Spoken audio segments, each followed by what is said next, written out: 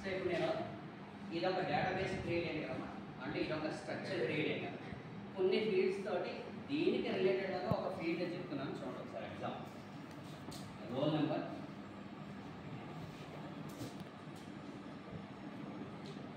Semester 1 first year first semester marks, ఓకేనా, mid 1 mid 2, ఓకేనా, అలాగే ఎక్స్టర్నల్స్ మార్కులు, ఓకేనా, how many are having 0 backlog అనేది నాకు పోయింది, ఓకేనా.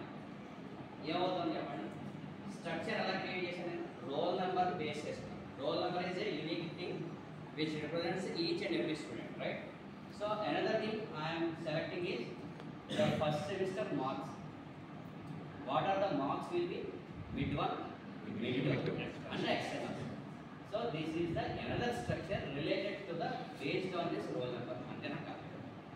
So here I am clearly notifying that roll number is the unique thing which represents the each and every student, and it is having one structure which is consisting of a mobile number and email ID and address of the particular student. It is the general information structure, and here I am utilizing another database structure which is related to the academics, okay, and I am collecting the database like M1 and M2 and mid 1 and mid 2 and again external marks. Based on this, clearly I am giving the special query as how many are having 0 backlogs. It gives the information to me. అవునండి కదా. So ఎలా ఇస్తుంది, నేను database ప్రాపర్గా స్ట్రక్చర్డ్గా నేను information ఇచ్చాను, ఈ role నెంబర్ని బేస్ చేసుకుంది.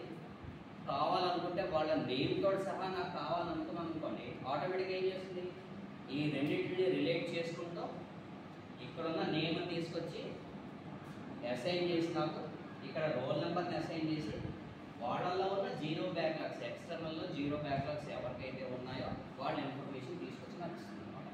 అందువల్ల ఇక్కడ ఏం జరిగింది, రోల్ నెంబర్ మాత్రమే ఉంది. హియర్ రోల్ నెంబర్ అంటే consisting of the name also ఉంది, అర్థమవుతుందా.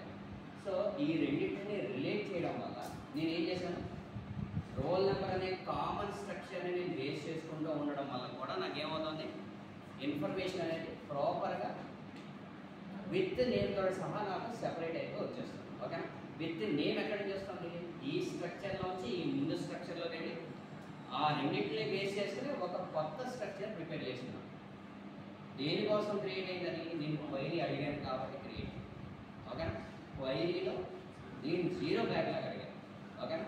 కావాలంటే నేను రోల్ నెంబర్నే తీసుకోవచ్చు, రోల్ నెంబర్తో పాటు ఆ రోల్ నెంబర్ని బేస్ అయిన స్టూడెంట్కి బేస్ అయిన మొబైల్ నెంబర్తో సహా నేను తీసుకోవచ్చు.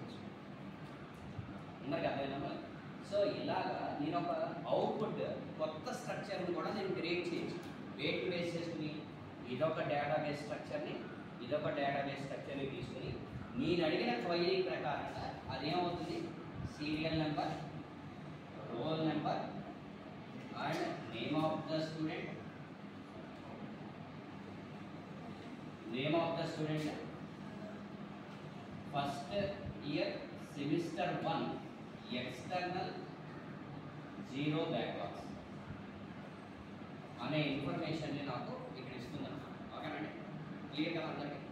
సో ఇలా డేటాబేస్ స్ట్రక్చర్ని క్రియేట్ చేసుకుంటే స్టాండర్డ్గా దాని నుంచి నేను క్వైరీ అడిగిన వెంటనే ప్రాపర్ ఇన్ఫర్మేషన్ తీసుకొచ్చి నాకు అవుట్పుట్ కింద ఇస్తుంది, ఓకేనా. అందరికీ అర్థమైనా.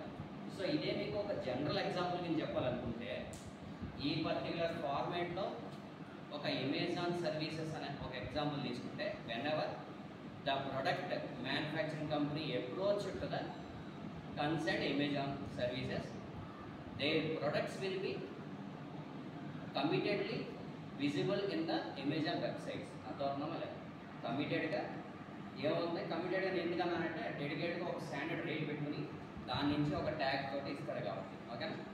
అందులోనూ అది ఫ్యాషన్ రిలేటెడ్లో ఉందా, ఎలక్ట్రానిక్ గ్యాడ్జెట్స్ రిలేటెడ్లో ఉందా, లేకపోతే వేరే వాటిల్లో ఉందా అనేది అది చెక్ చేసుకుని దాంట్లో కమిటెడ్గా ఇస్తుంది కాబట్టి, ఓకేనా. అంటే సెపరేట్ అవుతుంది కదా, అందుకని కమిటెడ్ అనే పదం వాడుతుంటే, ఓకేనా. సో ఆ ప్రోడక్ట్కి సంబంధించిన ఇన్ఫర్మేషన్ ఇక్కడ ఉంది, ఓకేనా. దానికి రిలేటెడ్లో నెంబర్ ఆఫ్ సేల్స్ ఎక్కడయ్యాయి మీరు రివ్యూస్ చదివిన తర్వాత కొంటూ ఉంటారు కదా అప్పుడు. సో దానికి సంబంధించిన రివ్యూస్ అన్నీ ఇక్కడ ఉన్నాయని అనుకుంటే, సో దీంట్లో బెస్ట్ ప్రోడక్ట్ ఏంటి అనేది ఒక కంక్లూజన్కి వస్తుందా లేదా? సో మీకు ఆ ప్రోడక్ట్ మీరు కార్ట్లో కొట్టినట్టు ఏమవుతుంది, సెపరేట్ స్ట్రక్చర్ వచ్చేస్తుందా లేదా దానికి సంబంధించి. అలా మీరు ఒక 2-3 అసైన్ చేశారనుకోండి, అన్నీ కలిపి కార్ట్లో ఒక సెపరేట్ స్ట్రక్చర్లోకి వస్తుందా? So it is nothing but A query అడిగారు, ఓకేనా? ఆ క్వైరీ అడిగింది దేంట్లో నుంచి వచ్చింది? ఎవరో ఎక్స్ అనే ఒక product service manager Amazon web services దాంట్లో వాడు ప్రమోట్ చేస్తే, అంటే వాడు ఇస్తే అదొక స్ట్రక్చర్, ఓకేనా? ఆ స్ట్రక్చర్ నుంచి వాడు మళ్ళీ సాగ్రిగేట్ చేసిన ఫ్యాషన్లోనా లేకపోతే గ్యాడ్జెట్స్ దాంట్లోనే, యాక్సరీస్ దాంట్లోనే, ఇంకోట అనేది సెపరేట్ అయింది. దాని నుంచి మీరు ఒక క్వైరీ అడిగితే అది మీకు తీసుకొచ్చి ఒక ఇన్ఫర్మేషన్ పాస్ చేసింది, అవసరమైతే దాన్ని కార్ట్లో తీసుకెళ్ళి పెట్టింది, ఓకేనా? అది కూడా